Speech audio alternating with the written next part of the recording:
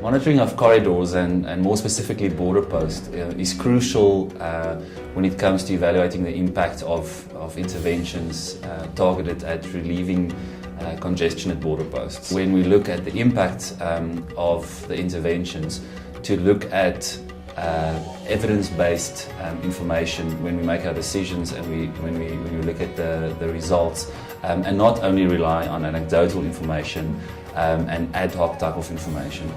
So it's really critical that we put in place some kind of system and mechanism that allows us to, on a regular basis, see information that allows us to see the trends, to identify the main bottlenecks on the corridors, and as such to target our interventions more appropriately.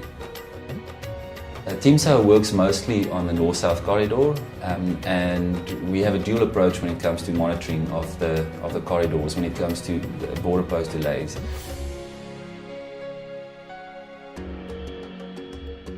We look at physical surveys at the border posts, as well as the use of GPS technology that really utilizes the capturing of data information that's already available and being used by the private sector. So we really focus on making use of things already in place, thus reducing the cost of our monitoring initiative. GPS technology allows us to, on a regular basis, get information about what's happening at the border post. So we can see what's the delays at Chirundu border post, for example, on a month-to-month basis. Of course, GPS gives us the trending across different seasonal patterns.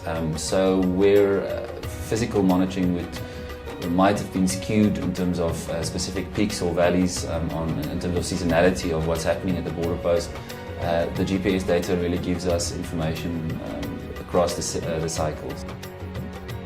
When it comes to corridor monitoring, and I must say monitoring not only in terms of delays and time delays, but also in terms of trade volumes, traffic volumes, road conditions, etc. We continue to evolve and to innovate in the way that we are approaching it. So one of the things that TMSA is doing at the moment is really looking at how can we better utilize the information that's already captured at the border level on the customs systems. And how can we better use that information to also inform us of what's happening at borders.